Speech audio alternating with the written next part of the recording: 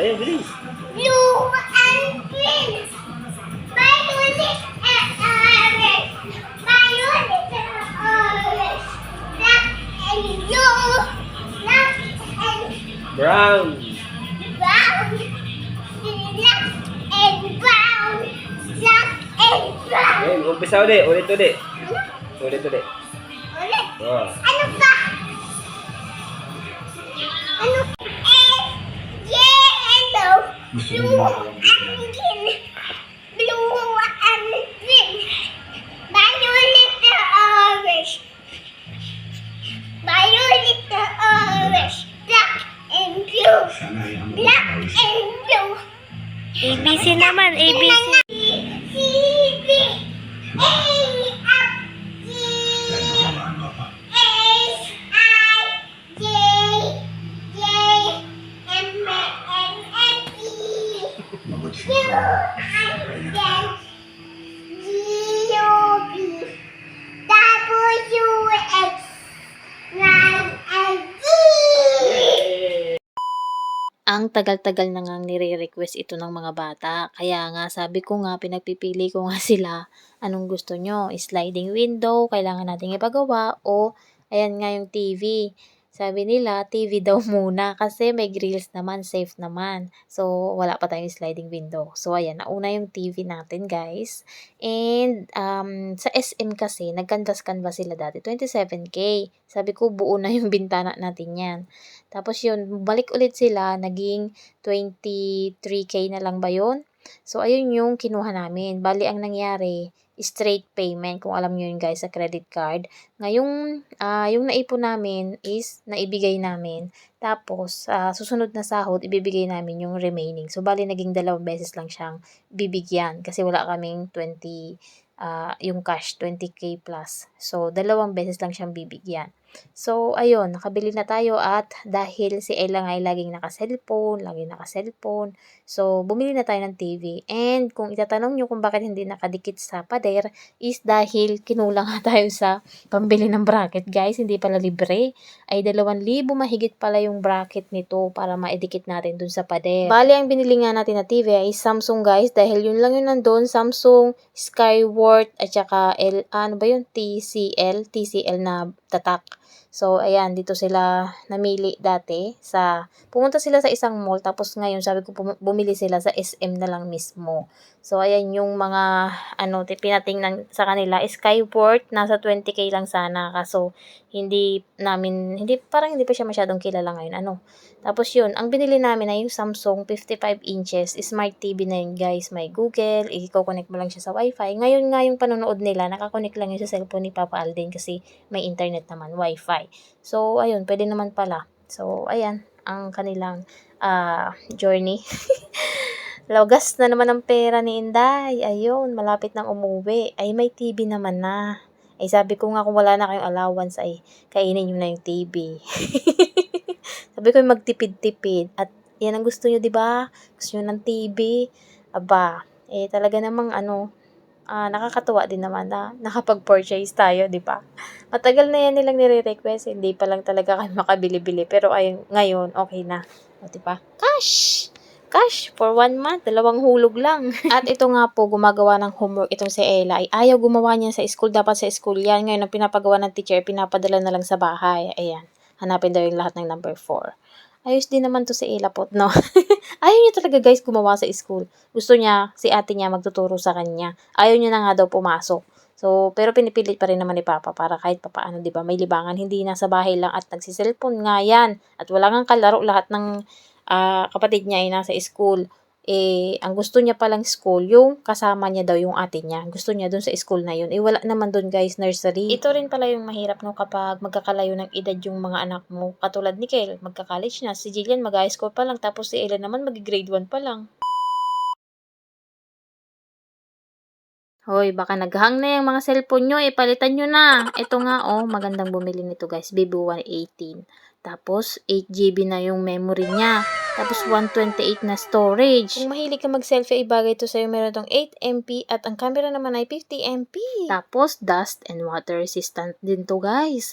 Dito nga pala yan sa Smartone. Mayroon silang branch dito sa loob ng Jollibee sa Yunlong at meron din sa Central. At murang-mura lang. Meron pa silang pa-free internet na 3 months. Kung napapanood mo to ngayon, panahon na. Napapanahon na. Sign na yan na magpalit ka na, mag-update ka na ng iyong cellphone. Ilang taon na ba yung gamit mo? Nga pala, ito ay dual SIM na guys ha. Open line, pwede nyong gamitin sa Pilipinas o kaya ipampasalubong sa mga anak nyo na kantagal-tagal nang humihingi ng cellphone.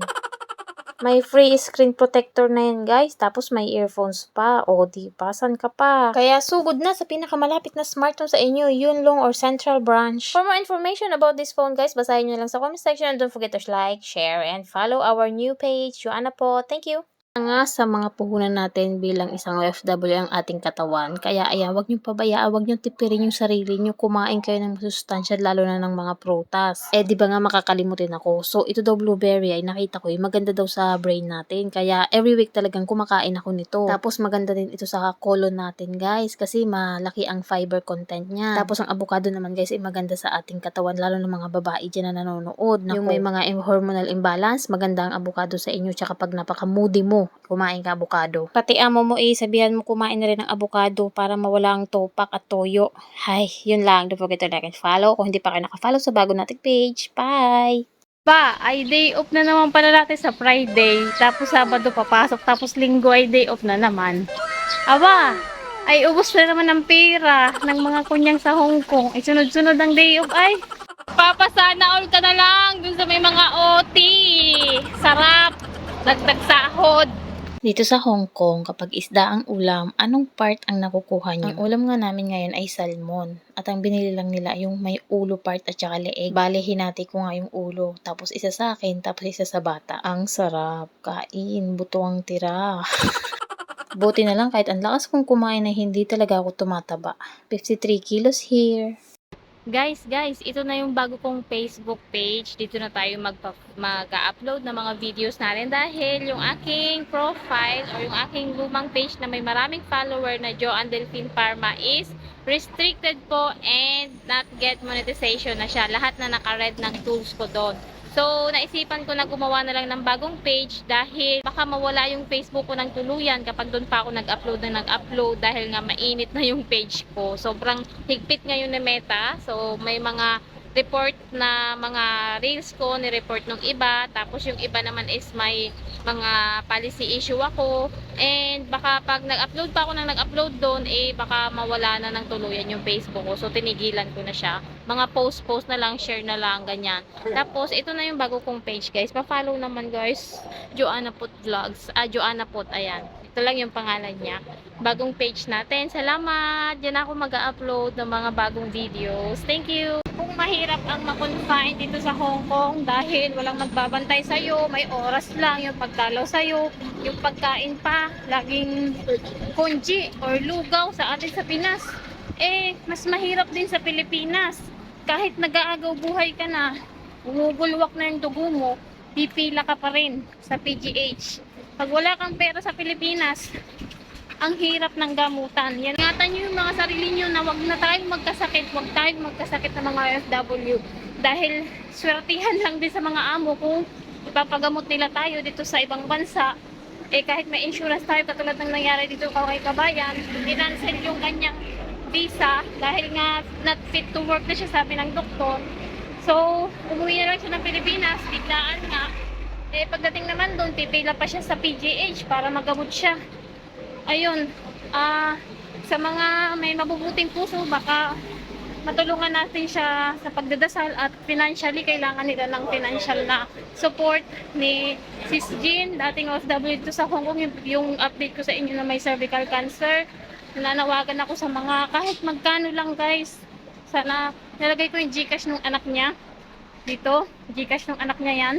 Sana matulungan natin guys. Kasi stage 4 na siya ngayon. Dating nandito siya sa Hong Kong, stage 3. Ngayon naging stage 4 na siya. So, sobra kasi yung grabe din yung nakita ko talaga nung nandito siya sa Hong Kong. Grabe. Ang tagal ng process ng paggagamot. Grabe talaga. 2 buwan siya, wala man lang treatment na ginawa sa kanya kasi nga mga complication daw. Ang hirap magkasakit. Ingatan nyo mabuti mga sarili nyo guys. Lalo na sa Pilipinas, lalo na tayo. Hindi maganda ang ano natin sa Pinas. Ang gamutan. Pag wala kang pera, hindi ka pwede sa mga private. Wala kang pambayad sa mga magandang hospital. Ang hirap. Kaya ingatan nyo mabuti yung mga, ingatan natin yung kalusugan natin. From our follower, nagatanong si ate, sabi niya, pwede ba kaya yung lalayasan na lang ang amo tapos diretso uwi na ng Pinas? Kung sakali lang naman, hindi ba magkakaproblema? Baka tinatanong nyo yung sa airport, baka mamaya hindi siya pauwiin. Hindi nga ba? Sinong nandito sa Yunlong? Uy, 26 degrees Celsius. Malamig-lamig na guys. Sino tayong papawisan? Sino mga nandito sa Yunlong? Pamimigay ko yung ibang winter clothes na pinamigay ni Amo. Mga jacket, pajama, ganyan na pang winter. PM nyo ako. Konti lang to ha. So, yung mga nandito lang muna sa Yunlong. Bigay ko yung mga pang winter. Malamig! Hindi na tayo pagpawisan. Sa mga baguhan, baka di nyo pa alam, kapag kumain kayo dito sa restaurant na to, ay free po kapag gusto nyo pa ng extra rice. Kapag lunch at dinner, hihingi ka lang sa counter, ay bibigyan ka nila ng isang cup na rice. Ito ang order ko, $31 kasi tea time na. Dito nga palang sinasabi ko, Fairwood.